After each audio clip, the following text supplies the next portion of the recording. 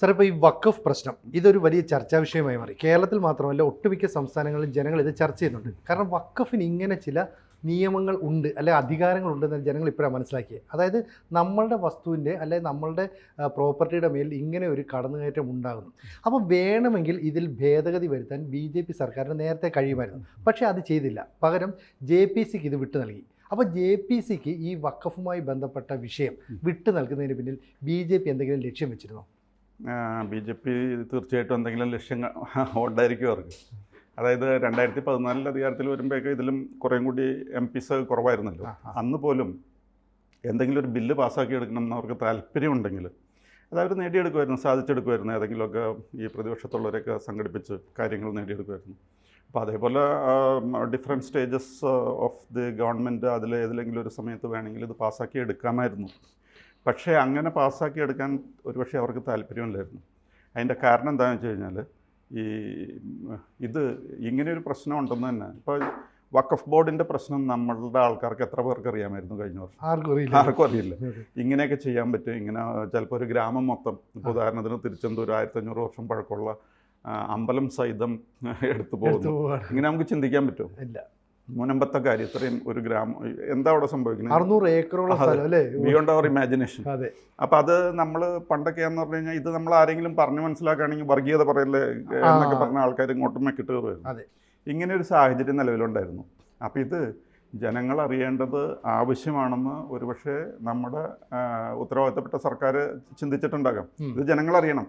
അത് അറിഞ്ഞാലേ ഇതിനെപ്പറ്റി എന്തെങ്കിലും ചെയ്യാൻ പറ്റുള്ളൂ. അപ്പോൾ ഇതൊരു ചർച്ചാ വിഷയമായി കഴിഞ്ഞാൽ ഇങ്ങനെയൊക്കെ ചില സംഭവങ്ങൾ ഇവിടെ നടക്കുന്നുണ്ടെന്ന് അറിയുള്ളൂ. മാത്രമല്ല, ഇപ്പോൾ എന്തെങ്കിലും കാര്യം നേര് പറഞ്ഞ് മനസ്സിലാക്കാന്ന് പറഞ്ഞാൽ എളുപ്പമല്ല. ഉദാഹരണത്തിന് വഖഫ് ബോർഡിന് ഇത്രയും ഭൂമിയുണ്ടെന്ന് പറഞ്ഞ് അപ്പോഴേക്കും ഈയിടെ ഒരു അനിൽ മുഹമ്മദ് എന്ന് പറഞ്ഞ ഒരാളൊരു വീഡിയോ ഇറക്കി.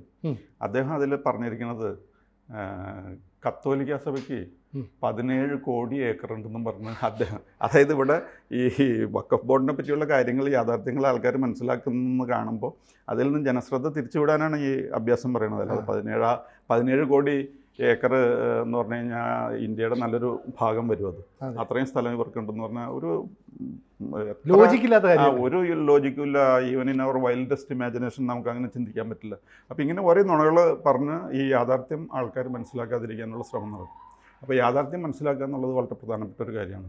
ഈ യാഥാർത്ഥ്യം മനസ്സിലാക്കേണ്ട ആവശ്യമുണ്ടെന്ന് BJP മനസ്സിലാക്കിയത്, പ്രത്യേകിച്ചും മനസ്സിലാക്കിയത് ഈ CAA സിറ്റിസൺഷിപ്പ് അമെൻമെൻറ്റ് ആക്ട് എന്ന് പറഞ്ഞൊരു പ്രസ്ഥാനം ഉണ്ടായിരുന്നല്ലോ, അത് വന്നു കഴിഞ്ഞപ്പോഴാണ്. അത് നടപ്പാക്കാൻ ശ്രമിച്ചു കഴിഞ്ഞപ്പോൾ ഇന്ത്യയിൽ ഭയങ്കര ഘോരഘോരമായിട്ട് ഇതിനെതിരെ പ്രതിരോധമൊക്കെ പ്രക്ഷോഭങ്ങളല്ലേ, കേരളത്തിലടക്കം വലിയ പ്രക്ഷോഭമാണ്. ഈ പ്രക്ഷോഭമൊക്കെ നടത്തി കഴിഞ്ഞപ്പോഴത്തേക്ക് ജനങ്ങളെയൊക്കെ പറഞ്ഞ് മനസ്സിലാക്കാൻ ഏറെ ബുദ്ധിമുട്ടി അല്ലേ? കേരളത്തിൽ ഇടത് വലത് മുന്നണികളെല്ലാം കൂടെ ഒരുമിച്ച് നിന്നിട്ട് നിങ്ങൾ മൊത്തം മുസ്ലിങ്ങളെ മൊത്തം ഇവിടുന്ന് പാകിസ്ഥാനിലേക്ക് കൊണ്ടുപോകുന്നു പറഞ്ഞു. അപ്പൊ അത്തരത്തിലൊരു വീഴ്ച ഈ BJP സർക്കാരിന് പറ്റിയെന്ന് തോന്നിയത് കൊണ്ടാണ്. അതെ, അതാണ് ഒരു സംഭവം. ഈ CAA സിറ്റിസൺഷിപ്പ് അമെൻമെൻറ്റ് ആക്ട് ഇവിടെ മുസ്ലിംസിനെയൊക്കെ അപകടത്തിൽപ്പെടുത്തും, അങ്ങോട്ട് പാകിസ്ഥാനിലേക്ക് വിടും എന്നൊക്കെ ഉള്ള രീതിയിലുള്ള പ്രൊപ്പഗാൻഡയും വർഗീയ ചേരിതിരിവുണ്ടാക്കിയത് തന്നെയല്ല. ഷഹീൻ ബാഗിലൊക്കെ അവിടെ മനുഷ്യർക്ക് അങ്ങോട്ടും ഇങ്ങോട്ടും പോകാൻ പറ്റാത്ത പോലെ റോഡും ബ്ലോക്ക് ചെയ്ത് ഭയങ്കര ബഹളമായിരുന്നു. പിന്നീട് മനസ്സിലായി ഇതിൻ്റെ ഫണ്ടിങ് അധികവും നടത്തിയിരിക്കുന്നത് പോപ്പുലർ ഫ്രണ്ട് ഓഫ് ഇന്ത്യ ആണെന്നുള്ള കാര്യം മനസ്സിലായി. ഇതിൽ വിദേശ ഫണ്ട് ഉണ്ടെന്നുള്ള കാര്യം മനസ്സിലായി. പിന്നെ നമ്മുടെ കേരള അസംബ്ലിയിൽ അന്ന് ഈ സിറ്റിസൺഷിപ്പ് അമെൻമെൻറ്റ് ആക്ടിന് എഗൻസ്റ്റ് ഒരു പ്രമേയം കൊണ്ടുവന്നിട്ട് 140 പേരും കൂടി പാസ്സാക്കി എന്നുള്ളതാണ് വേറൊരു യാഥാർത്ഥ്യം. പിന്നെ അത് രക്തച്ചൊരിച്ചിലേക്കും കാര്യങ്ങളിലേക്കൊക്കെ പോകാനായിട്ടുള്ള സാധ്യത വന്നു. പിന്നെ ഹിന്ദുക്കൾക്കെതിരെ, ഹിന്ദുത്വത്തിനെതിരെയൊക്കെ മുദ്രാവാക്യം വിളിക്കാൻ തുടങ്ങി. ഇങ്ങനെ പല പ്രശ്നങ്ങളും ഉണ്ടായിരുന്നു. അപ്പോൾ എന്ന് പറയുമ്പോൾ മനസ്സിലാകുന്നതിൽ ചില കാര്യങ്ങൾ ഈ പാർട്ടിക്കാർ അവരുടെ സ്വാർത്ഥ താല്പര്യത്തിന് വേണ്ടി മുതലെടുക്കാൻ ശ്രമിക്കുന്നത്. ഇതിന് പകരം ഇതൊരു ചർച്ചയിലേക്ക് വിട്ടിരുന്നുവെങ്കിൽ അന്ന് ഈ CAA ഉൾപ്പെടെയുള്ള കാര്യങ്ങൾ ചർച്ചയിൽ വന്നായിരുന്നു ഇത്ര പ്രശ്നം ഉണ്ടാകുന്നില്ല. ഇത് ഇവർക്ക് എത്ര ന്യായീകരിക്കാൻ ശ്രമിച്ചാലും മറ്റവർ അതിന് പ്രതിരോധം തീർക്കുന്നുണ്ട്, ജനങ്ങൾ തെറ്റിദ്ധരിക്കപ്പെട്ടു. അപ്പോൾ ഈ സത്യത്തിന് നിരക്കാത്ത രീതിയിൽ നമ്മുടെ കേരള അസംബ്ലി പെരുമാറാണ്. അതെ, ഇപ്പോൾ ഈ പറഞ്ഞ ഈയിടെ വന്ന കാര്യത്തിൽ, അതായത് അമെൻമെന്റിന്റെ കാര്യം പറഞ്ഞ ഒരു പ്രമേയം വന്ന് 140 പേരും കൂടി അതങ്ങോട്ട് ശരിപ്പെടുത്തി. ഇതിനു മുമ്പ് CAAയുടെ കാര്യം പറഞ്ഞു കഴിഞ്ഞപ്പോഴും 140 പേരും അതിനെ എതിർത്തു. അപ്പോൾ കേരള അസംബ്ലി എന്ന് പറഞ്ഞു കഴിഞ്ഞാൽ ഏതോ ഒരു വോട്ട് ബാങ്കിന് വേണ്ടി പ്രവർത്തിക്കുന്ന ഒരു സ്ഥാപനമായിട്ട് മാറിയിരിക്കുകയാണ്. ഇപ്പോൾ ഈ ക്രിസ്തീയ സഭകളെയൊക്കെ വെച്ച് പറയുകയാണെങ്കിൽ ഈ അവർക്ക് ലോകത്ത് തന്നെ ഏറ്റവും വെറുക്കപ്പെട്ട രണ്ടാമത്തെ സ്ഥലമാണ് കേരള അസംബ്ലി എന്ന് പറയുന്നത്. അതായത് സെക്കൻഡ് മോസ്റ്റ് ഹേറ്റഡ് പ്ലേസ് ആണ് കേരള അസംബ്ലി. രണ്ടാമത്തെ ഏറ്റവും വെറുക്കപ്പെട്ട സ്ഥലം അല്ലേ?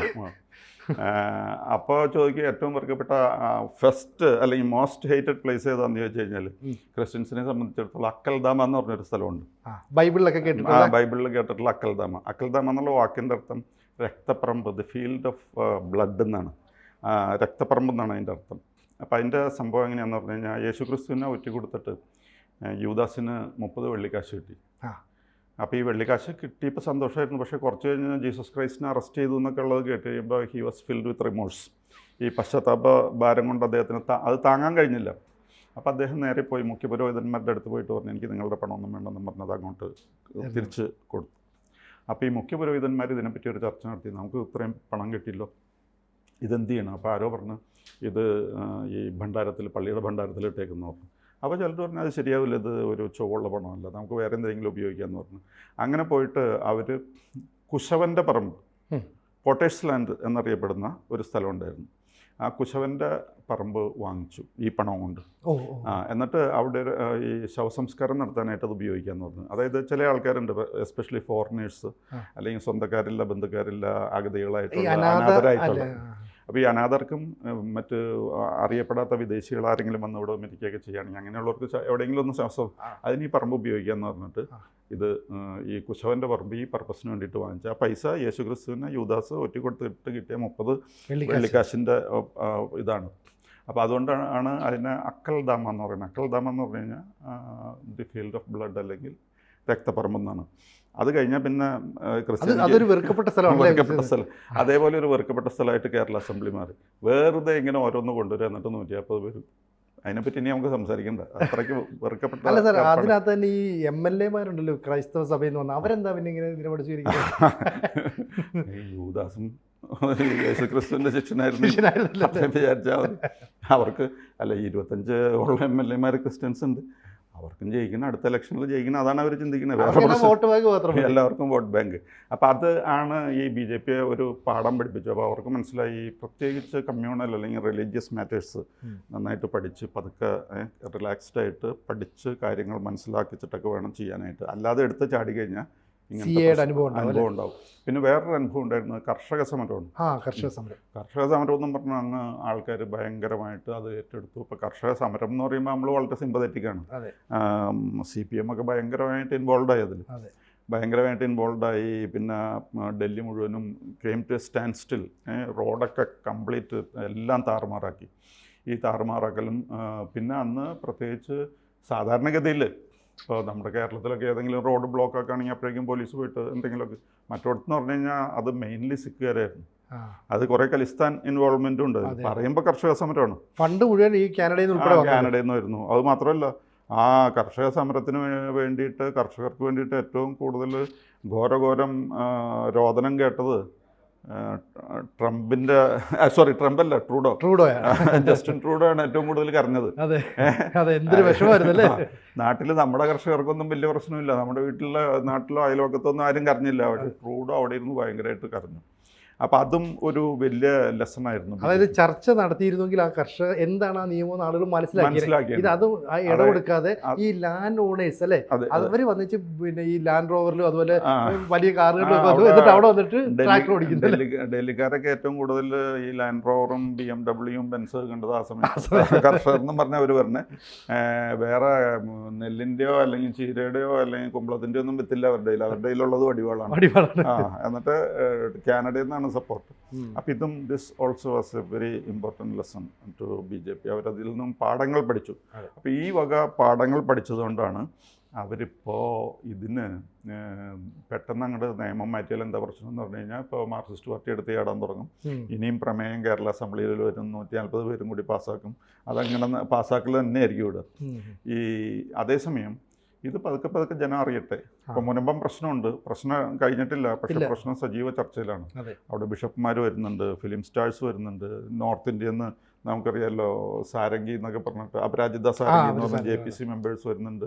ഈ ഇന്ത്യയുടെ മുഴുവൻ ഫോക്കസ് ഓഫ് ഫോക്കസ് അറ്റൻഷൻ മാറി. അതിനുശേഷം പിന്നീട് ഇപ്പം തളിപ്പറമ്പിൽ ഇതേ പ്രശ്നം ഉണ്ടാകുന്നു, ഈ പറയുന്ന ചെല്ലാനത്തുണ്ടാകുന്നു, ആലപ്പുഴയിൽ ചിത്തിയിലുണ്ട്. അപ്പോൾ ഇതൊക്കെ ആളുകളുടെ ശ്രദ്ധയിലേക്ക് വരികയും ചർച്ചയിലേക്ക് വരികയും ചെയ്തു അല്ലേ? തൊട്ടടുത്തും പിടിച്ചെടുത്തൊക്കെ വരും.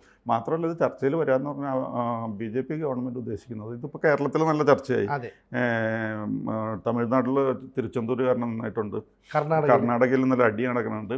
അപ്പോൾ ഇങ്ങനെയൊക്കെ വന്നു കഴിയുമ്പോൾ ഇനി ഇത് പതുക്കെ പതുക്കെ വ്യാപിച്ചാൽ മതി, ഉടനെ വ്യാപിക്കണ്ട എന്നുള്ളതാണ് അവരുടെ കാഴ്ചപ്പാട്.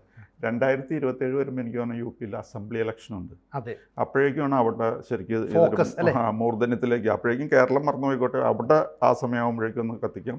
അത് കഴിഞ്ഞിട്ട് പിന്നത്തെ പാർലമെൻറ്റ് ഇലക്ഷനിൽ ഇത് അതിൻ്റെ പീക്കിൽ മൂർധന്യത്തിലെത്തിക്കുക എന്നുള്ളതാണ്, പിന്നക്കിൾ അടുത്ത പാർലമെൻറ്റ് ഇലക്ഷനിൽ ഇതൊരു പ്രധാന ചർച്ചയാകും എന്നാണ് എനിക്ക് തോന്നുന്നത്.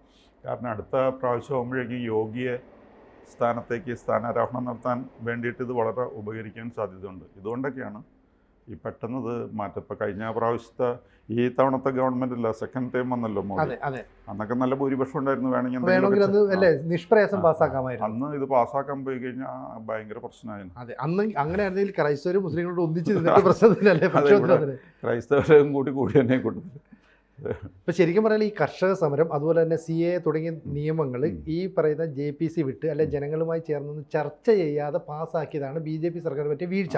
ഇനി അത്ര വീഴ്ച ഉണ്ടായിരുന്നു വരുന്നിട്ട് വഖഫിൻ്റെ പ്രശ്നം വളരെ സിമ്പിളായിട്ട് വേണമെങ്കിൽ ഇപ്പോഴും അവർക്ക് അവിടെ പരിഹരിക്കാവുന്നുള്ളൂ. പക്ഷേ ആ ബില്ലിന് മുമ്പ് JPCക്ക് വിടുന്നു. അപ്പോൾ ഇത് ചർച്ചയാവുന്നു, കേരളം ഉൾപ്പെടെ എല്ലാ സംസ്ഥാനങ്ങളും ചർച്ച ചെയ്യുന്നു, ജനങ്ങൾ ഇതിൻ്റെ യഥാർത്ഥ വസ്തുതകൾ മനസ്സിലാക്കുന്നു. അപ്പോൾ വഖഫ് എന്ന് പറയുന്നത് ഒരിക്കലും നീതീകരിക്കാൻ പറ്റാത്ത അല്ലെ സാമാന്യ യുക്തിക്ക് നിരക്കാത്ത പല കാര്യങ്ങളുമാണ് ചെയ്യുന്നത് ജനങ്ങൾ തിരിച്ചറിയുന്നു. ഇതായിരുന്നു BJP സർക്കാരും ലക്ഷ്യമിട്ടത്.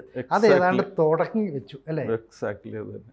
അപ്പോൾ എന്തായാലും ഇനി ഇത് ചർച്ചയിലേക്ക് വരട്ടെ, JPCയുടെ ചർച്ചയിലേക്ക് വരുന്നത്. ഇപ്പോൾ ഈ വരുന്ന ലോക്സഭാ സമ്മേളനം വരുന്നുണ്ടല്ലോ ഇപ്പം ഒരാഴ്ചക്കുള്ളിൽ. അപ്പോൾ ആ വരുമ്പോഴത്തേക്ക് ഇത് ചർച്ച തുടങ്ങി വെക്കും, ഇത് പിന്നീട് വ്യാപിക്കുമെന്ന് തന്നെ നമുക്ക് പ്രതീക്ഷിക്കാം അല്ലേ?